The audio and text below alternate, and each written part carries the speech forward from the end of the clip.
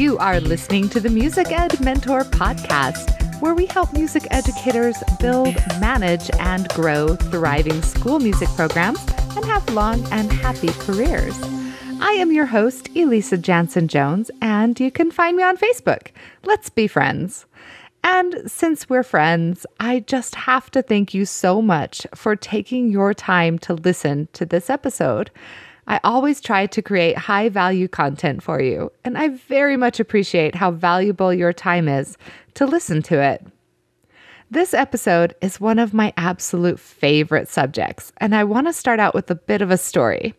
In case you haven't listened to all 50-plus episodes yet and figured this out about me, I'm going to tell you right now, in my heart, I am a minimalist. In most areas of my life, I try to practice some type of minimalism. I have a limited wardrobe. I don't have a lot of stuff because it feels too cluttery.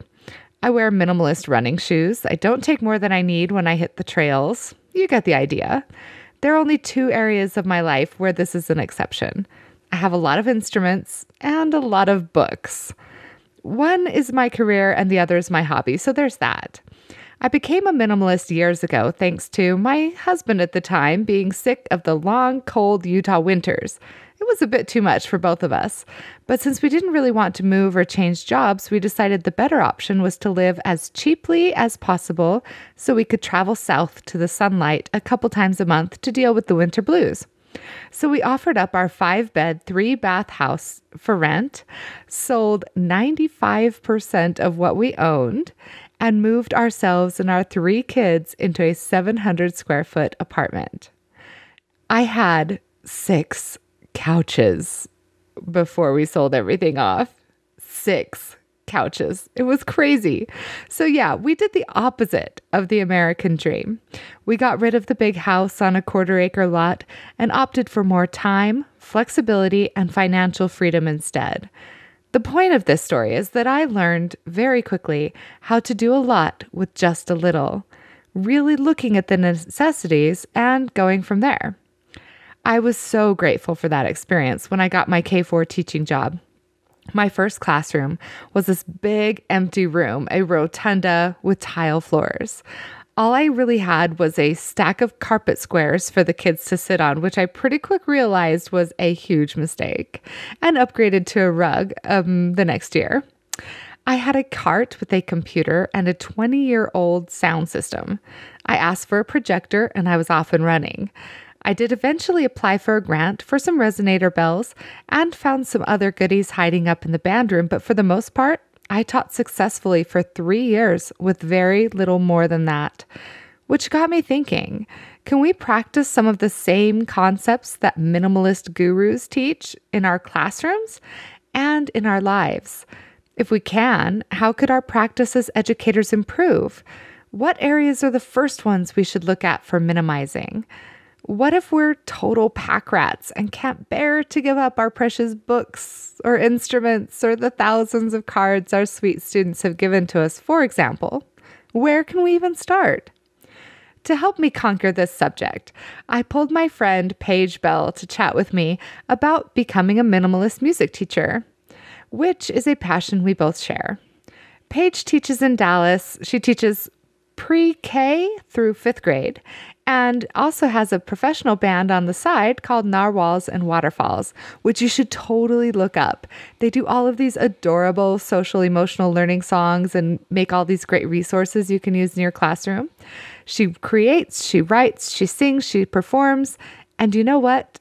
I'll have all these great links for you in the show notes. So be sure to go to smartmusic.com/blog and search podcast to find them.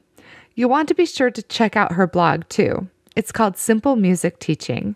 She is so awesome and joyful, and you'll totally get that in this episode. You'll also walk away with some great ideas for simplifying your classroom, your teaching, and your life. So let's jump in. Yes, there's lots of different ideas that I have about becoming a minimalist music teacher, but it all came to play when it's my husband's first year of teaching. And for most of the year, he was teaching from a cart. And at first I felt bad for him because I was like, oh, poor Matt. That's my husband's name. Or Matt. My husband's name is Matt too. What? Yeah. Okay. Sorry. Go on. Yes. And I realized that this wasn't a burden that he was teaching on a cart, but it was actually a gift because he didn't have to focus on decorating a classroom or like decking out an entire classroom. But he was forced to stay focused and decluttered as far as teaching goes.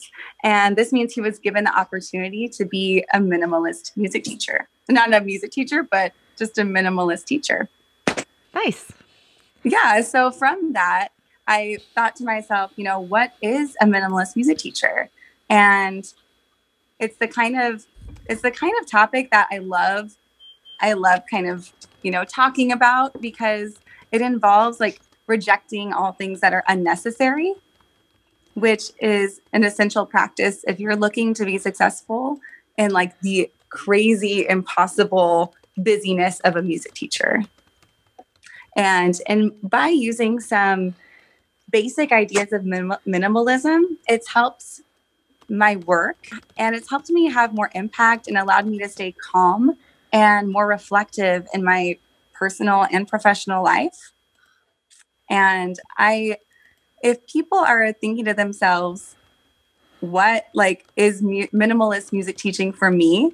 I would have them ask themselves these questions. Do you desire to free up space, both literally and figuratively, rather than fill it? Do you like experiences more than stuff? And would you like to do more with less? And would you like to have a long, happy career with less burnout? That sounds awesome. So can we back up just a little bit? Yeah, of course. Why don't you start by introducing yourself for our audience? I would love to. So my name is Paige Bell, and I am a 5-year music teacher. My mission as a music teacher is to inspire creativity in every one of my students. I would love to have them feeling more curious than when they first came in. I'm basically an advocate for creativity. I also am a blogger, and I am an entrepreneur and a music educator. So what's your blog? My blog is called simplemusicteaching.com, and it offers kind of simple ideas and resources for teachers that are looking to have a balanced life. Do you really think I'm gonna try and play devil's advocate here with you? Of course. Yeah, go ahead. Do you really think that music educators can have a balanced life? I mean, what does balance mean? Because to me, there's no such thing. In my mind, there is no such thing as balance because balance, the idea of it is that like you think of a seesaw, right? Mm-hmm. And you want home and career to be constantly, parallel or equal. And I don't see it as that way. Sometimes your career is going to be more important, and sometimes your home life is going to be more important. And so the challenge then is to learn how to recognize that and get back to where you want to be. And instead of being like, oh, my work is totally taking over my life, be like, hey, my work is kind of taking over my life right now, but that's okay because when I'm on vacation next week, I'm not going to think about it at all. So what are your thoughts about balance? So my thoughts about balance are that you need to establish your priorities. So you're right in saying that some weeks your priority might be work related. Some weeks your priority might be more family related. But overall, being a minimalist teacher means that you focus on your top priorities and from that make decisions on work and life based on your top priorities. And that means, so I've been reading this really interesting book lately called Essentialism. And the author talks about how essentialism is a disciplined, systematic approach for determining where our highest point of contribution lies, then making execution of those things almost effortlessly. So I think of balance as being able to figure out your priorities and tackle them, and saying no to all of the things that aren't of importance to you, and being able to be okay with the word no. So I read a very similar book recently. It's called The Art of Frugal Hedonism. Interesting. Yeah, so it's kind of the same idea. Like, why are we bound by stuff instead of experiences? And looking at your life, like every hour that you work has some kind of transfer, financially or energetically or whatever. But it really comes down to, I mean, it's, frugal, but hedonist. It's learning to love the simple life. Yes. Like appreciating sitting in your backyard, drinking the beer that you made yourself with your best friends instead of going down to the pub. Am I allowed to say pub? I'm totally allowed to say pub. Anyway. You are totally allowed to say pub. Yeah. Versus going down to the local watering hole and spending, $40 getting drinks instead. And so you're learning to find the pleasures in the simple things of life. Yes. Do you want to hear my minimalist story? I would love to hear your minimalist story. When I started teaching, I was on a cart and I loved it. I loved how simple it was. I'd never decorated my room. I did decorate my door one time. And then, and this might sound familiar if you've ever been on a cart, you said your husband has been. Yeah. So my friends who are 3rd and 4th grade teachers, they do these super cute themes in their room every year. Yes. Like they switch up the door and they have like the reading tub. And I love them and they are super adorable. I am not a crafty, cutie person at all. And so when I got my own classroom, I was like, yeah, I think we're good. I think we'll just leave it mostly bare. I got like some of those vinyl like music quotes and just covered a whole wall in vinyl music quotes and like put up my Recorder Karate ribbons, and that was pretty much it. I absolutely love that because I'm so similar to that. I recently read this awesome blog post by Angela Watson, and it was called The Culture of Cute in the Classroom. And she wrote about a lot of teachers who, you follow on Instagram or you read their blogs, and they seem to have amazing themes, like you talked about, like jungle, sports, animals, and elaborate word walls, intricate labeling systems. And that's not me. I'm not that kind of person. And I think if that's you and it brings you life, then keep doing it. But I want people to ask themselves, could you be doing other things with your time that are better spent? Could you be doing other things such as personalized learning, curating engaging lesson plans? For a minimalist, like time is of the essence, and time is not a renewable resource. And so focusing on the appearance of things is easier and often a lot more fun. So it can become a distraction from the real purpose of teaching. And I just want to encourage people to reflect on this. Yeah, that's awesome. So getting rid of stuff, obviously having less stuff, and not if you're into the cutesy stuff, like you said, I love that. If it brings you joy, if that's what you're into, like go for it, do it. Go for it. But if you're not, get rid of the pressure, right? Like own the fact that you're not crafty. Own the fact that you're not cutesy. Just be like, hey, this is me and we do music here. We have soundscapes instead of visualscapes, right? Yes. How do you feel about the quote, comparison is the thief of joy? I think it's so relevant in our culture right now. I know that you're on Instagram. I'm on Instagram, and a lot of teachers listening to this are also on Instagram. One thing I love about it is the community that it builds and the fact that, we can get ideas from each other and share all of that. But I think that the culture of comparison is very real on platforms like Instagram and the age, this day and age with the internet. And I do feel like I've had the thought every now and then, when I'm looking at another teacher's Instagram, I think, wow, I'm just not good enough. Like, I'm just not as good as they are because their classroom looks this way, or they're doing this amazing recorder program and I don't like recorders. Yeah, I'm going to name drop Elizabeth Caldwell. Okay. Who is, do you know her? Yes. Oh, she is amazing. She, like, I've watched her present. She's been my presenter at my conference. Like, yes. And you go on any Facebook teacher group that she's in, and she's like dropping stuff from her website all the time. Like, oh, you need a curriculum? Here's my free curriculum. Like, and all her stuff is just super cutesy. And I'm like, oh, baby girl, you're so amazing. And she's like the single mother of 2, and she's one of the nicest people you'll ever meet.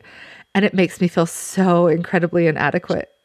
And I hope she listens to this. Who's like, oh my God, Elisa feels inadequate. Yes, I do. Okay.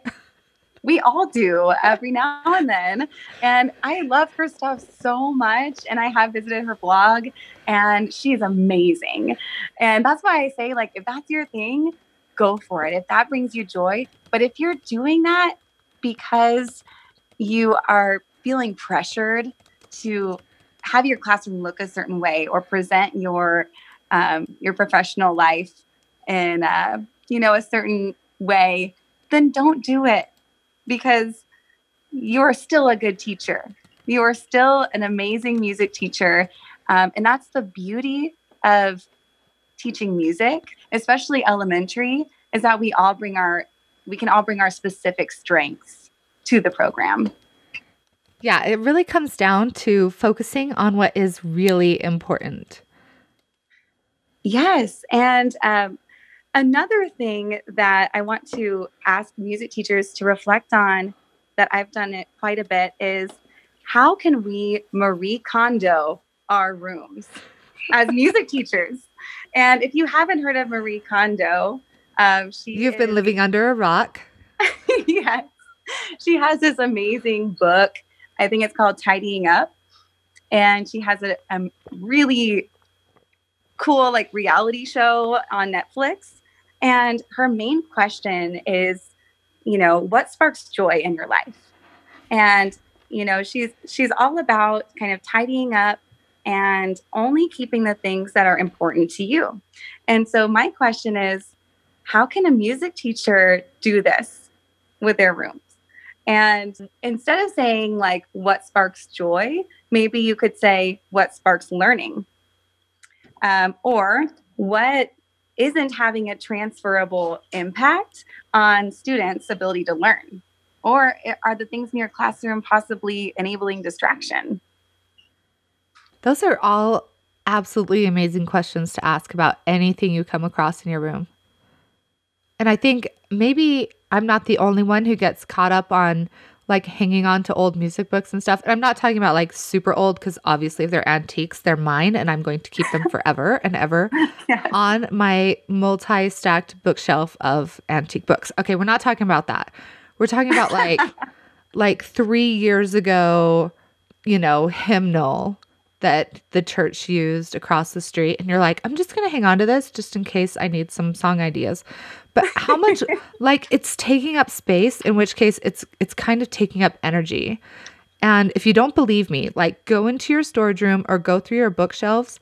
And if it's something that you haven't used in like 2 years, take it out and, like, give it away. You don't even have to sell it or throw it in the trash or whatever, but, like, give it away to another music teacher and see if you don't feel better. I totally agree. I think, do you have old recorders that don't work? Do you have a set of instruments that you never use? I might get some hate mail after this, but I've only brought my boom whackers out twice in my 5 years of teaching. This is because I believe that the same concepts can be taught on another instrument that actually brings me joy. And just because another teacher posted on Instagram how much he or she loves boom whackers and did this amazing boom whacker orchestra piece, it doesn't mean that I enjoy teaching them. And the same goes for recorders or pretty much any instrument. And so I think, like I said, the beauty of being an elementary music teacher is that you can shape your program based on the strengths that you have.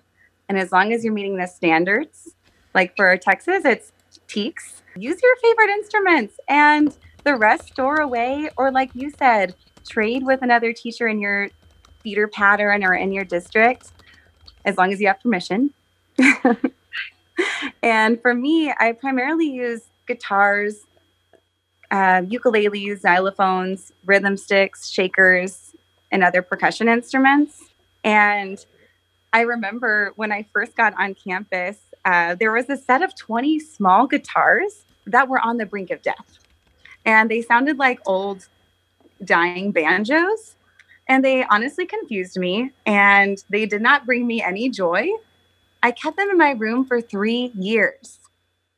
Finally, at the end of the third year, I got fed up and found a new home for them, the trash. And it's this ruthlessness and dedication to efficiency that feeds the minimalist teacher. Nice. When I took over the band program at my school, I went through all the instruments and I was shocked at what had been kept just because I don't even know why. I don't even know why. Like the trumpet that had its entire bell removed and then reattached using duct tape. Why was that taking up space in the instrument storage room? Right? That's literally not okay. Yeah. So anyway, I love instruments, right? Like I love band instruments. I worked at a music store like all through college. I love it. And giving them away was the right thing to do. So what I ended up doing was we had like 30 some odd instruments. It was a third of the instrument inventory, right? That were just redlined. They just were crap. So I went to my principal and was like, do I have permission to like do with these what I want? And he's like, yeah, just throw them in the dumpster. Like if they're trash, we don't want them. I'm like, okay, well, I have a better idea. I have a friend who actually turns antiques into lighting.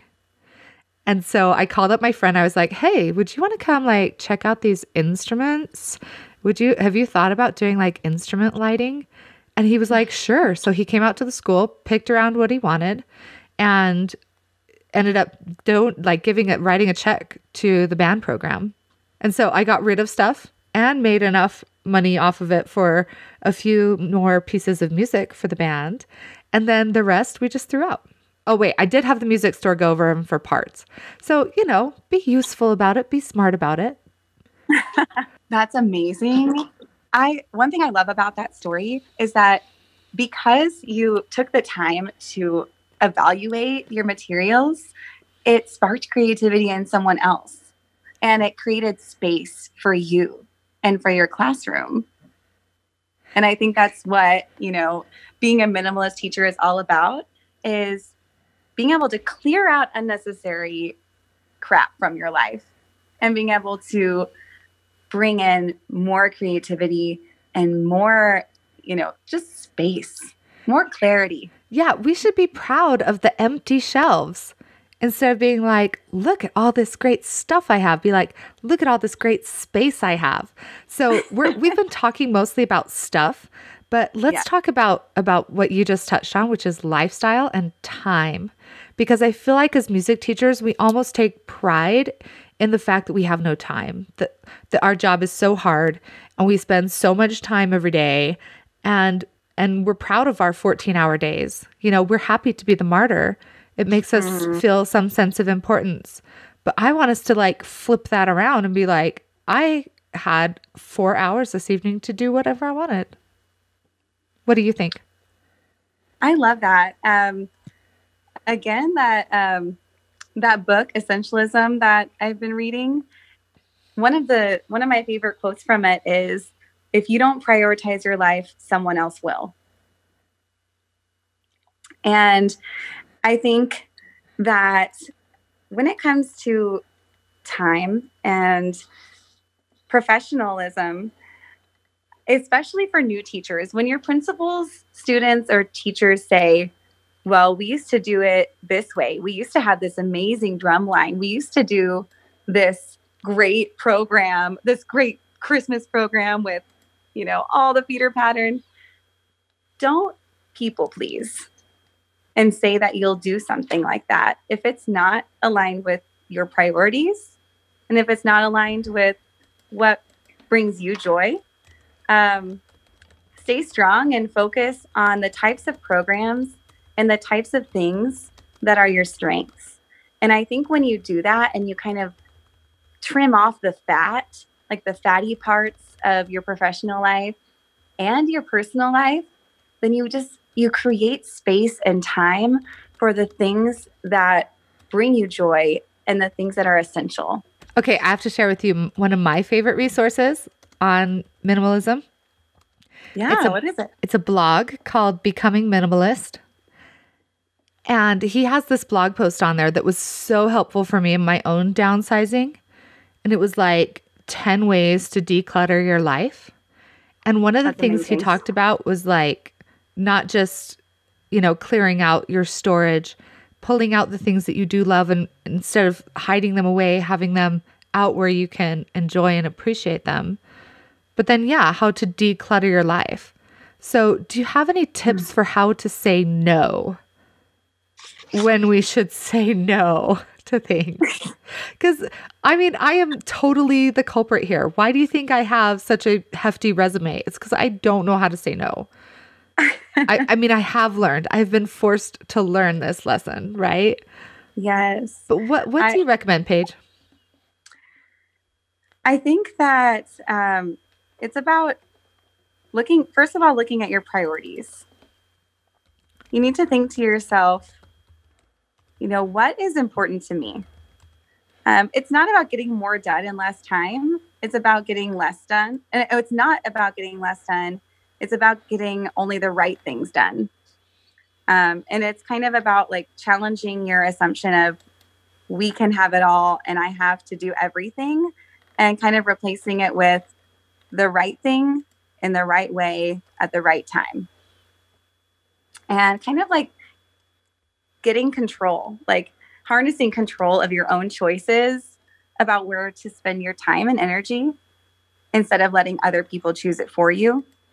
And so like for me, if I can say to myself, my top 5 priorities in life, or even professionally, like my top 5 priorities are, having a blog, being a musician, being a great music teacher, and so on and so forth, then anything that comes my way that someone asks me, I can ask myself, does it align with those 5 things? And if it doesn't, I can politely turn them down and be confident in that. And in turn, not necessarily be a people pleaser, but being able to gain respect for being the type of person that has priorities, being the type of person that has goals. I've done something kind of similar, and I got this from Pat Flynn, whose website is smartpassiveincome.com. Yeah. And he wrote a book called Will It Fly? And it's a great book, by the way. If you've ever thought about becoming an entrepreneur, starting a business, whatever, you should definitely do your research. This is Elisa putting on her business consultant hat, right? Like, don't just willy-nilly start something because you think it's a good idea. You have to do the work and see if it's going to work, right? Anyway, so he has this exercise that you should do to help you prioritize and set goals. And you're exactly right that you shouldn't be doing like everything that you are going to put your energy into. It should be going like somewhere that you want it to go. If it's not going to help you reach your goals, then why would you do it? So he has you fold this sheet of paper into 4 parts, right? And then you open it up and you decide, what are the 4 most important areas of my life? And so for me, it's like health and wellness, career, financial, and my family. Not necessarily in that order. It's actually like my health and my family and then the other stuff. But then in each one, you're supposed to be like, okay, here's what I want to see in this area of my life. I want to be fit enough to run 6 miles. I want to be comfortable enough on the bike that I can do a 50-mile ride whenever I want, right? I want to be able to bike commute to and from school without any detrimental effects. I don't want to be sick 6 months out of the year, And so by doing these things, it's like, okay, if these are my goals, then what am I going to do tomorrow? I'm going to make the right choices to eat healthy so that I don't get sick. sugar is my death. Or whatever it happens to be. So I'm going to drop that link. By the way, I'm totally collecting all of the links that all of the stuff we're talking about, and we're going to have links for them in the show notes. So if you want to check out the books and blogs and all of that we have mentioned, please check out the show notes and you'll get them there. I absolutely love this conversation and I could talk about it all day. Another book that I would recommend if someone's trying to figure out priorities and kind of, how to harness your energy is called High Performance Habits or Habits of High Performers by Brendan Burchard. And he has, these I think it's 12 sheets of printouts that ask you really important questions about yourself and your life. And he talks about the future 4, that you can kind of divide your life into these 4 priorities, which is self, social, skill, and service, and kind of break it down. And he goes into a lot of that. So that's one of the links that I want to provide for people, because also if you go to his podcast, Brendan Burchard's podcast, all of season 4 is the free audiobook for this book. It'll be in the show notes. We're good. I'm awesome. Working on it right now. Awesome. But that book it really helps me a lot. And I use it every morning.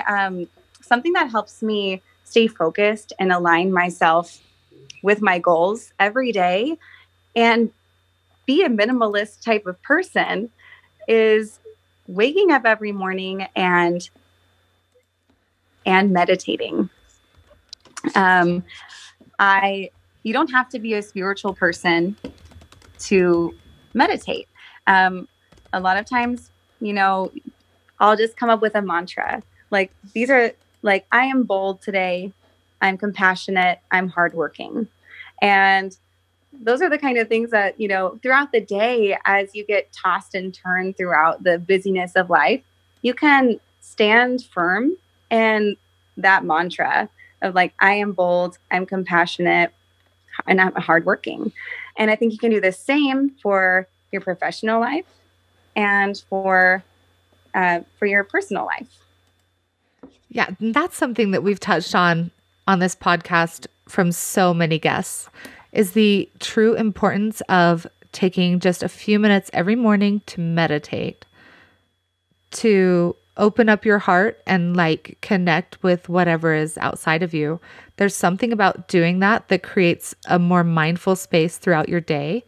And when you have 4th graders who are but Miss Jones, Cece kicked me in the head, it allows you to just be calm. You can tap into that same feeling. So for me, I sometimes come up with a good mantra, right? I usually cover my mirror in my bathroom with them. Mm-hmm. Usually it's hashtag you got this. But I like to just use that. It's pretty good. I know. But I like to sit there and just feel. And I practice happiness. Because we really tend to have this default feeling that we have all day long. And if we focus on that negativity, we tend to feel that as our default all day long. And all of a sudden we wake up and we're why am I so depressed? Maybe I need medication. Why do I hate my job? Why can't I handle all of the stuff that I have going on? Other people seem to be able to handle it. Why can't I handle it? And it really just comes down to we have to reset and find a new default. So that's what I like to practice is I tap into the feeling of joy and love. And gratitude is always the best way for me to get there. So I always start with what's closest to me. Maybe it's the tea I'm holding in my hand or coffee if it's a longer day, right? And then I go, I'm so grateful for this tea. And you feel into that gratitude. And then I'm so grateful for this coffee table. It's so cool. Oh, I love this blanket. And I'm so grateful for this couch that's so soft. And I'm so grateful for my fireplace on the other side of the room. And eventually I get to I am so grateful for my kids. And I am so grateful for my job. And just by doing that, you really practice that happiness. I think that's great. And that has a lot to do with, that really like aligns with being a minimalist person and a minimalist music teacher. Because when you're able to, set your intentions in the morning and free up space, you're able to do more. You're able to have more patience with your students and you're able to have less feelings of burnout. And those are the type of things that I look towards as a minimalist person, is cutting down the things that are unnecessary and non-essential so that I can fully be the best version of myself throughout the day. And that's what like being a minimalist person is all about, is creating space. So how do you go about identifying the things that are non-essential? Because we might look at our closet and be like, oh my gosh, I have so many clothes, but I can't live without any of them. Or I know I'm doing so much stuff, but how do I get rid of these commitments? So how do we decide? Is there a question we can ask to help us know what's essential? I mean, we already talked about like making choices based on your goals, but are there some other tricks you have? So oftentimes I have to ask myself, am I doing this for me or am I doing this for other people? Is this something that really brings me happiness, or is this something that I'm doing because I feel obligated?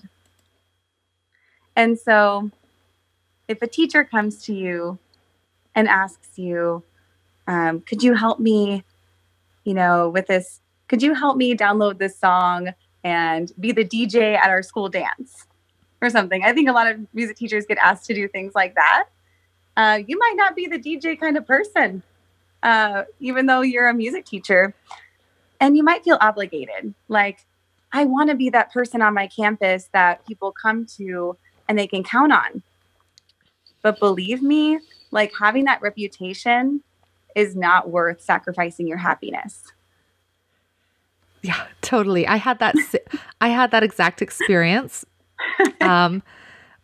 Well, so every year we have this gala. It's like the big party, and they do this gorgeous video. It's all on theme. It's all matchy and cutesy. And you have to have every child in the school. And this year they wanted to do a music video. And so who do they turn to?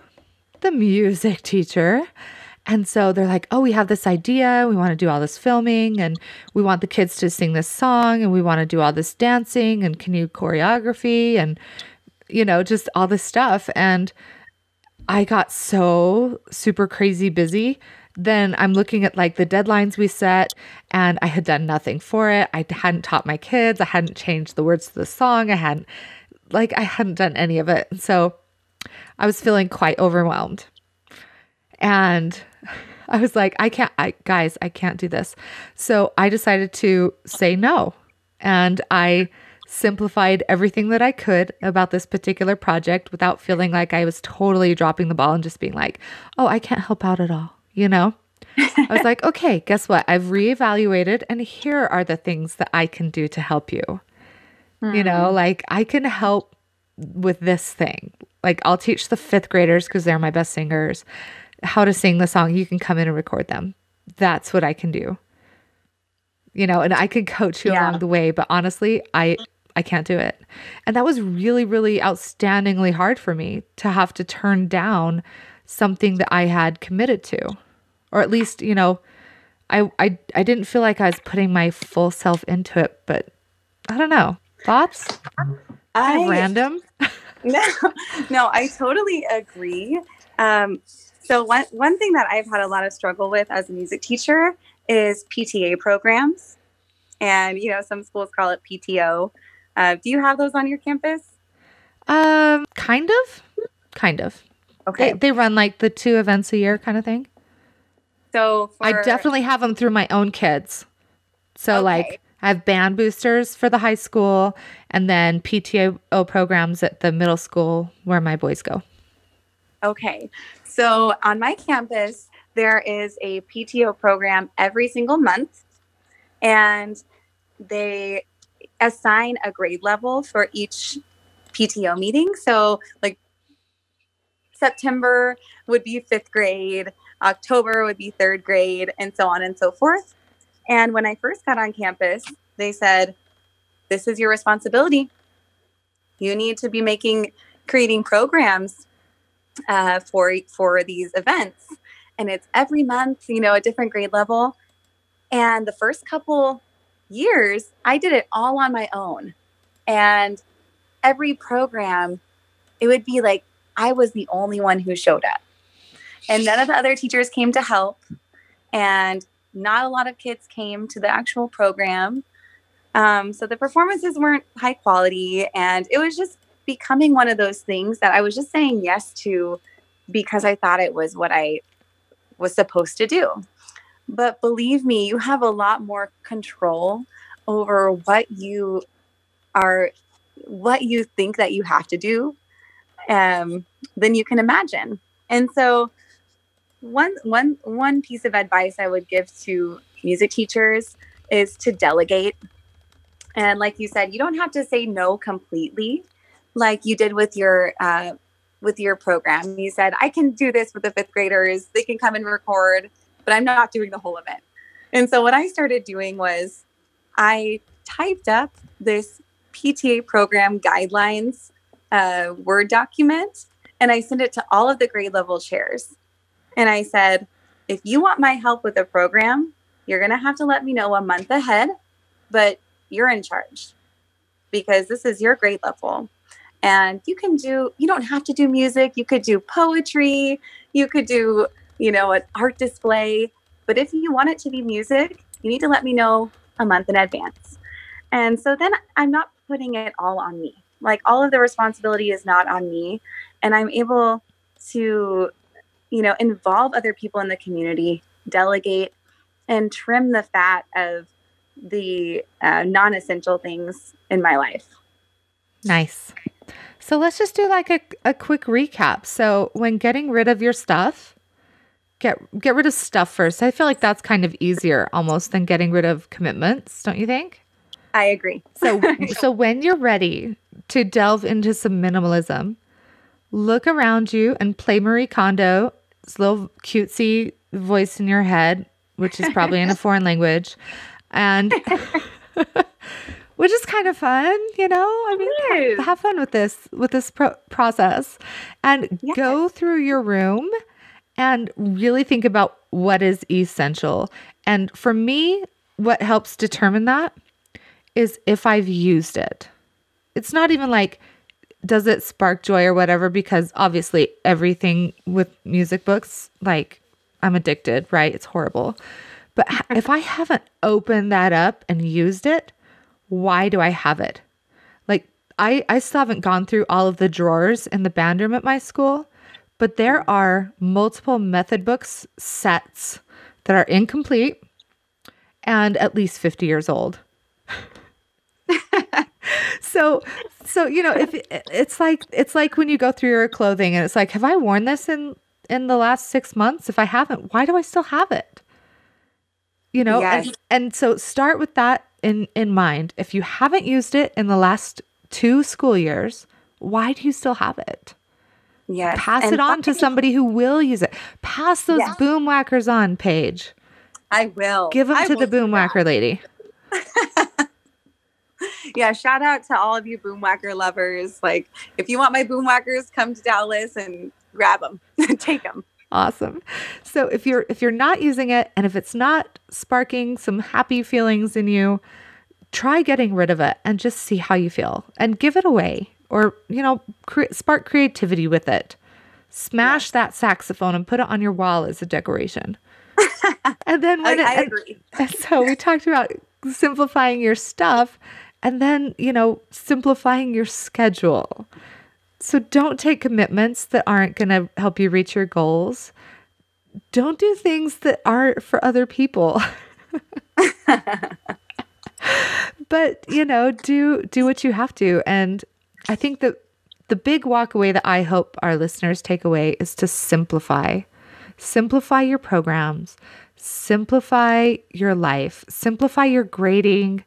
Simplify your lesson plans, like simplify everything and find that space. I totally agree. And if I had any hope for music teachers and what their takeaway would be, it would be that they were able to free up space and able to, do more with less and take their priorities and figure out what they can say no to, is so that they don't end up burnt out, and so that you can lead like a healthy, happy career. I believe that, that will in turn feed into your professional life and your personal life, and overall make you a happier person. And happier and longer careers is what we go for here on the Music Ed Mentor podcast. Amen. Paige, thank you so much for being my guest today. Tell everybody where they can learn more about you and the amazing work that you are doing. Yes. Well, I am a blogger. I blog on simplemusicteaching.com, and I provide free resources, free lesson plans, and you can find me on Instagram and Facebook just to see like the general shenanigans that are going on in daily life. And beware, you're not going to see super cute decor, but you are going to see, really exciting lesson ideas about technology, ukulele, modern band, and classroom management ideas. I'm also a musician. I have a band called Narwhals and Waterfalls, and we have an album coming out. It came out a couple weeks ago. You can find me on narwhalsandwaterfalls.com and find our album there. I think that's about it. Awesome. Well, thank you so much. Yes, thank you so much for having me on. I am so grateful to be here. I have to admit, after listening to this back, I went through all my bookshelves and pulled out anything I didn't love. Or if you're into the Marie Kondo fad, anything that doesn't spark joy for me.